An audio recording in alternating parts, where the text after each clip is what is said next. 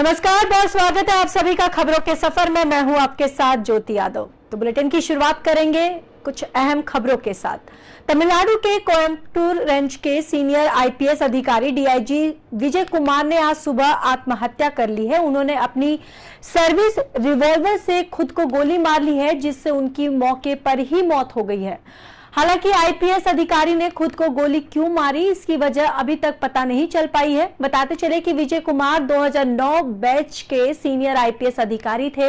उन्होंने पुलिस अधीक्षक के रूप में भी कार्य किया है। फिलहाल उनके शव को पोस्टमार्टम के लिए कोयम्बटूर मेडिकल कॉलेज अस्पताल भेज दिया गया है और आगे की जांच पड़ताल में पुलिस जुटी हुई है। वहीं दूसरी ओर अब तक की मिली जानकारी में यह भी बताया गया है कि विजय कुमार सुबह टहलने के लिए निकले थे, जहां से और करीब 6:45 में अपने कैंप ऑफिस आए और जिसके बाद उन्होंने अपने निजी सुरक्षा अधिकारी से अपनी पिस्तौल सौंपने को कहा और वह उसे लेकर कार्यालय से बाहर आ गए। जिसके बाद सुबह करीब 6:50 में खुद को उन्होंने गोली मार ली। जानकारी होने पर कैंप कार्यालय में ड्यूटी पर मौजूद अन्य पुलिसकर्मियों ने वरिष्ठ पुलिस अधिकारियों को सूचित किया, जो तुरंत मौके पर पहुंचे और वहीं इस घटना को लेकर अपनी साथी अधिकारियों को बताया कि वह कुछ सप्ताह से ठीक से सो नहीं पा रहे थे और गंभीर डिप्रेशन में थे।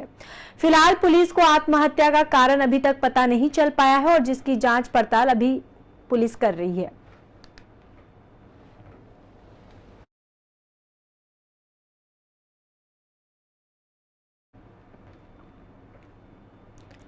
पिछले 2 महीने से जारी मणिपुर हिंसा को लेकर कांग्रेस ने केंद्र सरकार पर जमकर निशाना साधा है, जहां इस दौरान कांग्रेस सांसद मनीष तिवारी ने कहा है कि मणिपुर में जो हो रहा है वो एक त्रासदी है। प्रधानमंत्री को बहुत पहले ही मणिपुर जाना चाहिए था।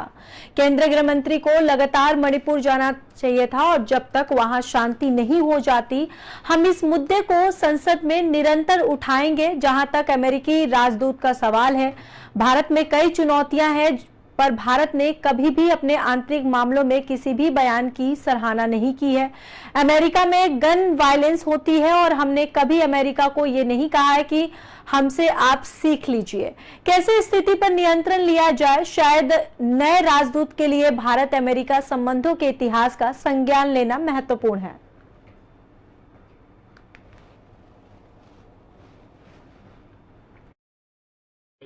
देखिए, मणिपुर में जो हो रहा है वो एक त्रासदी है। प्रधानमंत्री को बहुत पहले मणिपुर जाना चाहिए था, बहुत पहले उनको बोलना चाहिए था। उनको शांति का बाम वहां पे जो लोग हैं उनके गाहों पे लगाना चाहिए था। गृह मंत्री को लगातार और निरंतर मणिपुर जाना चाहिए था, जब तक वहां पे शांति नहीं हो जाती। अगर ये कहा जाए कि वहां पे जो स्टेट है वो एग्जिस्ट ही नहीं करती है, तो शायद वो गलत नहीं होगा और इसलिए हम संसद में इस चीज को निरंतर और लगातार उठाएंगे। जहां तक अमेरिकी राजदूत का सवाल है, देखिए, भारत में कई चुनौतियां आई, पंजाब में, जम्मू कश्मीर में, उत्तर पूर्व में, पर भारत ने कभी अपने आंतरिक मामलों में किसी भी बयान की सराहना नहीं की है या उसको एक नकारात्मक दृष्टि से ही देखा है। अमेरिका में गन वायलेंस होती है, बहुत से लोग मारे जाते हैं। हमने कभी अमेरिका को ये नहीं कहा कि हमसे आप सीख लीजिए कि किस तरह से उसको उस पर नियंत्रण पाया जाए। वो भी तो एक मानवीय त्रासदी है। अमेरिका में रंग भेद को लेकर दंगे होते हैं, वो भी एक मानवीय त्रासदी है। हमने कभी नहीं कहा कि हम आप पंथ को पंथ निरपेक्षता की सीख देंगे। मुझे याद है कि 1990 के दशक में जब श्रीमती रॉबिन राफेल बहुत जम्मू कश्मीर के ऊपर उग्र रहती थी, तो जो अमेरिकी राजदूत रहे 2-3 राजदूत जो रहे यहाँ पे वो बहुत ही संयम से अपने बयान देते थे, बहुत ही एक नपे तुल्य शब्दों का इस्तेमाल करते थे। तो शायद जो नए अमेरिकी राजदूत आए हैं, जो भारत अमेरिका। तो वहीं भारतीय कुश्ती संघ के पूर्व अध्यक्ष बृजभूषण पर 6 बालिग पहलवानों के यौन शोषण केस की सुनवाई आज होगी और इससे पहले इसकी सुनवाई 1 जुलाई को हुई थी। दिल्ली की राउज एवेन्यू कोर्ट ने कथित यौन उत्पीड़न मामले में दायर आरोप पत्र पर संज्ञान लेने पर विचार के लिए 7 जुलाई की तारीख तय की थी और इससे पहले 27 जून को मामले की सुनवाई एमपी एमएलए कोर्ट में हुई थी और जहां कोर्ट में सुनवाई करते हुए कहा कि अब इस मामले में 1 जुलाई से आरोप पत्र पर बहस होगी, जिसके बाद कोर्ट आरोप पत्र पर संज्ञान लेंगे। वहीं बृजभूषण शरण सिंह के खिलाफ नाबालिग पहलवान के बयानों पर दर्ज केस की क्लोजर रिपोर्ट पर बीते मंगलवार को दिल्ली की राउज एवेन्यू कोर्ट में सुनवाई हुई। और वहीं आपको बताते चले कि कैंसिलेशन रिपोर्ट पर चर्चा के बाद कोर्ट में बयान बदलने पर नाबालिग पहलवान और उसके पिता को नोटिस जारी कर बयान बदलने की वजह पूछी गई है। कोर्ट ने 1 अगस्त तक जवाब मांगा है और इस दौरान जज ने कहा है कि कोर्ट नाबालिग का पक्ष जानना चाहता है। नाबालिग के पक्ष आने के बाद ही कोर्ट केस को रद्द करने पर फैसला लेगा। और कुछ दिन पहले नाबालिग पहलवान ने कोर्ट में भी अपने बयान को बदलते हुए कहा था कि मामला यौन शोषण का नहीं है और ये भेदभाव का है। उसने झूठी शिकायत दी थी और इस पर दिल्ली पुलिस ने 15 जून को कोर्ट में कैंसिलेशन रिपोर्ट दायर की थी और इसमें कहा गया था कि जांच में यौन शोषण के कोई सबूत नहीं मिले हैं, इसीलिए इस केस को बंद कर रहे हैं।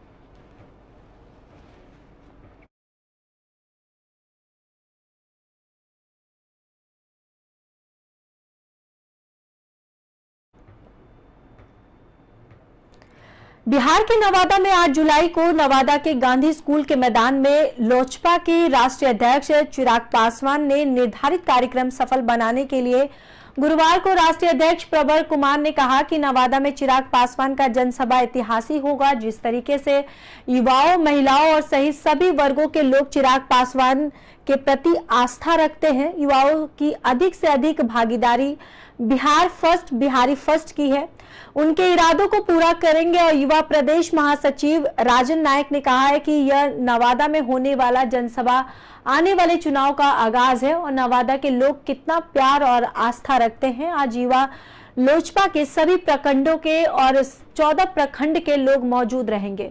उन्होंने आगे कहा कि महागठबंधन की सरकार निकम्मी है, कोई विकास का काम नहीं हो रहा। बिहार में बेरोजगारी, लूट, डकैती बढ़ गई है। बिहार में प्रशासन कुछ भी नहीं कर रहा, सिर्फ और सिर्फ राज्य सरकार ढिंढोरा पीट रही है। जिला में लगभग कार्यक्रम चिराग पासवान जी का होते रहे। आप देखे कि आपके यहाँ भी आशीर्वाद यात्रा में आए। सर, विकास के बारे में क्या कहना है इस पर? पहले इस बात हमारी बात को खत्म हो जाने दीजिए। तो स्वाभाविक है कि ये जनसंवाद का कार्यक्रम के साथ साथ चुनावी भी रैली एक टाइप का जनसंवाद है। अब आगे बढ़ते। सर, नवादा में सारी सड़कें जो खराब हैं, उस पर क्या कहना है? अरे भाई, हम तो 2 साल से चिल्ला रहे हैं, हमारे नेता चिराग पासवान जी चिल्ला रहे हैं। बिहार की बदतर स्थिति है। ट्रेन में पशुओं की तरह भर करके बेरोजगार जा रहे हैं बाहर कमाने के लिए। हम लोग तो चिल्ला रहे हैं, बेरोजगारी है, भ्रष्टाचार चरम पे है, विकास कुछ नहीं है, हत्याएं, बलात्कार, लूट बढ़ गया है। मतलब समझिए जंगल। रेलवे भले ही यात्रियों को मुस्कान के साथ सेवा करने का वादा करता हो, लेकिन उसके कर्मचारी ही कभी कभी विभाग का माखौल उड़ाते हुए देखे जाते हैं। ऐसा ही एक मामला बिहार से आया है, जहां एक रेलवे कर्मचारी ड्यूटी के दौरान शराब के नशे में अर्धनग्न अवस्था में सोया रहा और लोग टिकट के लिए घंटों इंतजार करते रहे। मामला हरिनगर रेलवे स्टेशन से जुड़ा है, जहां पर कार्यरत ticket booking clerk Roshan Singh का नशे की हालत में ड्यूटी करने का वीडियो सोशल मीडिया पर वायरल हो रहा है। दरअसल गुरुवार की सुबह बुकिंग क्लर्क दारू के नशे में था और इतना ही नहीं, टिकट काउंटर पर कच्छा और बनियान में सोया हुआ पाया गया। वहीं टिकट बुकिंग कराने वाले लोग परेशान थे। गुरुवार की अगले सुबह यानी ट्रेन पकड़ने के लिए पहुंचे थे। जब लोग परेशान हो गए तो एक यात्री ने उसका वीडियो बनाया। बताया जा रहा है कि हरिनगर टिकट बुकिंग काउंटर पर सैकड़ों यात्री गोरखपुर जाने वाली पैसेंजर ट्रेन का टिकट लेने के लिए कतार में खड़े रहे। इसमें देखा जा रहा है कि वो टिकट का मामला को लेकर क्या मामला था सुबह? जी, मेरा नाम इश्तियाक अली है और हम तत्काल के लिए सुबह 4 बजे लाइन में लगे हुए थे और उसके बाद जो 5 बजे पैसेंजर आता है जो नरकड़िया से गोरखपुर जाता है और सैकड़ों यात्री लाइन में लगे हुए थे टिकट के लिए और कोई काउंटर पे मौजूद नहीं था। काउंटर बंद था, कितना भी हल्ला चिल्ला हुआ लेकिन काउंटर पे कोई आया नहीं, ना ही टिकट लिया। बिना टिकट की यात्री ट्रेन आ गया, ट्रेन में चढ़ के चले। क्या वजह था जो नहीं खुला? अब पता नहीं, सब सोया हुआ था। पलवल के होडल में कांग्रेस प्रदेश अध्यक्ष उदयन भान ने अपने पिता स्वर्गीय पूर्व विधायक चौधरी ग्यालाल की चौथी पुण्यतिथि के मौके पर रक्तदान शिविर और हेल्थ चेकअप शिविर का आयोजन किया गया। प्रदेश अध्यक्ष उदयन भान ने शिविर का शुभारंभ करने से पहले भारत के पूर्व उप मुख्यमंत्री प्रधानमंत्री स्वर्गीय बाबू जगजीवन राम की प्रतिमा पर माल्यार्पण कर उनको श्रद्धांजलि दी और उसके बाद अंबेडकर भवन में डॉक्टर भीमराव अंबेडकर की प्रतिमा पर स्वर्गीय पूर्व विधायक ग्यालाल की प्रतिमा पर माल्यार्पण कर शिविर का शुभारंभ किया। इस शिविर में 160 यूनिट रक्त एकत्रित किया गया। 2000 लोगों में हेल्थ चेकअप शिविर में शरीर के चेकअप करार का लाभ उठाया गया। इस मौके पर भंडारे का भी आयोजन किया गया, जिसके हजारों लोगों ने भंडारे में प्रसाद ग्रहण किया है। वहीं उदय भान ने कहा है कि रक्तदान से बड़ा कोई दान नहीं है।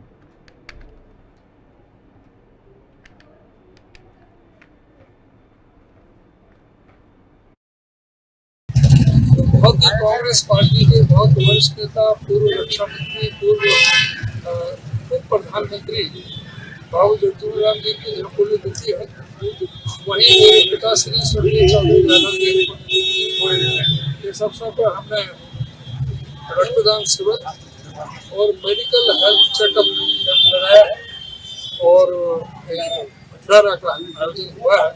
तो वो सारा विधिवत कॉन्सेप्ट चल रहा है। आज उनके व्यक्तित्व पर, उनके व्यक्तित्व पर, उनके जो कार्य थे, उनके जिस तरह का मार्गदर्शन था, उस पर सभी लोग चर्चा कर रहे हैं कि किस तरह से जहाँ देश के लिए बाबू जगजीवन राम जी ने जो एक अभूतपूर्व योगदान दिया, इस देश की एकता अखंडता के लिए, कांग्रेस बलिदान के लिए, स्वतंत्रता सेनानी के रूप में, रक्षा मंत्री के रूप में, कांग्रेस के अध्यक्ष के रूप में, एक उप प्रधानमंत्री के रूप में जिस तरह से उन्होंने देश की सेवा की और जब रक्षा मंत्री के रूप में 13 दिन के अंदर जब वो रक्षा मंत्री थे और जब पाकिस्तान के 96,000 फौजियों को सरकार, उसी तरह से स्वर्गीय चौधरी ग्यालाल जी का यहाँ पर जो जीवन चरित्र रहा है, बाबा साहब डॉक्टर भीमराव अम्बेडकर से प्रेरणा लेते हुए, उनकी शिक्षा को, उनके तत्वों में चलते हुए उन्होंने अपना जीवन यापन किया। डॉक्टर अम्बेडकर भवन का निर्माण किया, दलित वर्ग कल्याण समिति की स्थापना की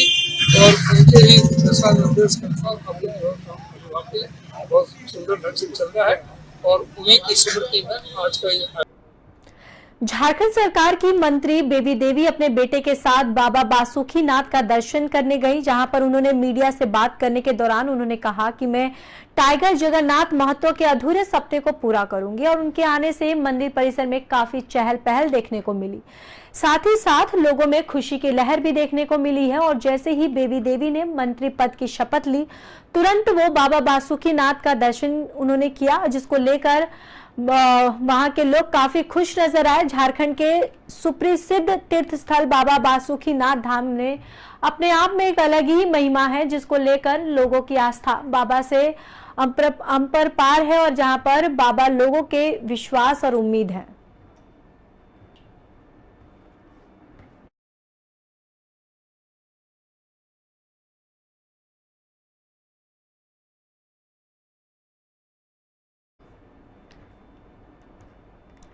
फिलहाल इस बुलेटिन में बस इतना ही। बाकी देश और दुनिया की खबरों के लिए देखते रहिए पी न्यूज़।